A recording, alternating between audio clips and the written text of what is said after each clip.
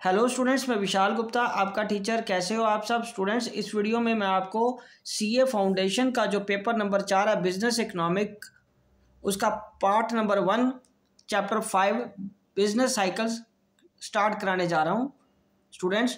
इसमें हम डिस्कस करेंगे phases of business cycle. We have seen that business cycles और the periodic booms and slumps in the economic activities reflect the upward and downward movement in economic variables. A typical business cycle has 4 distinct phases. एक तो expansion, economy का बढ़ना, boom या peak, top पे पहुंच जाना, contraction, contraction का मतलब सिकुड़ना, थोड़ा सा कम होना मतलब, और डिप्रेशन का मतलब मंदी का दौर आना। तो गाइज ये रहा इसको प्रेजेंट करने का तरीका ग्राफिकली। ये रियल जीडीपी है, ये टाइम है। ये देखिए, ये जो कर्व आपकी बता रही है कि ये एक्सपेंशन हो रही है और यहाँ पे ये पीक पे पहुंच गई। उसके बाद फिर ये कंट्रैक्शन आ रही है, फिर ये ट्रफ या डिप्रेशन वाला सा आ गया, फिर ये ऊपर फिर पीक पे चढ़ गई, फिर आप सॉरी ये एक्सपेंशन हो रहा है, फिर ये पीक पे आ गया, फिर ये कंट्रैक्शन, फिर ये ट्रफ आ जाएगा, फिर ये अपना क्या हो गया, एक्सपेंशन हो गया और ये पीक पे चलेगी। ये मूव करता रहता है साइकिल, और ये ट्रेंड शो कर रहा है कि इकोनॉमी इज मूविंग अपवर्ड, मतलब मंदी तेजी का दौर चलता रहेगा। राइट गाइस, चलो अब हम आगे डिस्कस करते हैं एक्सपेंशन किसको कहते हैं। So expansion phase is characterised by the increase in the national output, employment, aggregate demand, capital, consumer expenditure, sales, profit, rising stock prices and bank credit. Right guys, चलिए, और पीक क्या हो गया। Peak. It refers to the top or the highest point of the business cycle. Contraction. The economy cannot continue to be grow endlessly. As mentioned above, once peak is reached, increase in demand is halted and starts decreasing in certain sectors. And उसके बाद trough या depression. Depression is the severe form of recession and is characterized by the extremely sluggish economic activities. Right guys, और उसके बाद क्या है, recovery. The economy cannot continue to contract endlessly, the process of reversal that is recovery begins, and it is very difficult to predict the turning point of business cycles. Economists use changes in a variety of activities to measure the economic cycle and to predict where the economy is headed toward. These are called indicators. उसको हम क्या बोलते हैं guys, indicators. Right guys, चलिए अब हम आगे बढ़ते हैं।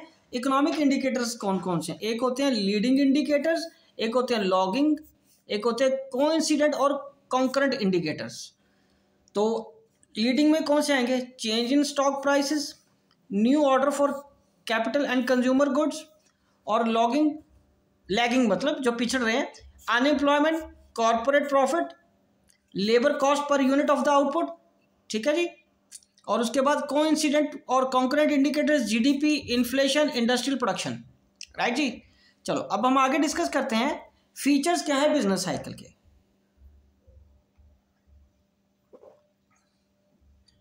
तो सबसे पहले क्या आएगा, इट अकर्स पीरियोडिकली। ये पीरियोडिकली होते हैं। It has different phases. It originate in market, free market economies. All sectors are adversely affected, but the industrial sector is more affected. Repercussions of business cycle get simultaneously felt on nearly all economic variables. सभी पे इसका प्रभाव पड़ता ही पड़ता है कुछ ना कुछ। और business cycles are contagious and are international in character. Business cycles have serious consequences as well as on the well being of the society. तो ये सोसाइटी की वेल बींग पे भी सीरियस कॉन्सिक्वेंसेस डालते हैं। मंदी आने से, अनएम्प्लॉयमेंट आने से सोसाइटी भी प्रभावित होती है। ठीक है जी, तो आगे क्या guys, causes of business cycle. एक होते हैं इंटरनल कॉजेज, एक होते हैं एक्सटर्नल कॉजेज। तो इंटरनल कॉजेज को हम डिस्कस करते हैं। Fluctuation in effective demand, fluctuation in investment, variation in government spending, macro economic policies का चेंज होना, money supply and psychological factors. ये सारे क्या आ गए, इंटरनल फैक्टर्स, जो कि जिसकी वजह से बिजनेस साइकिल्स आते रहते हैं।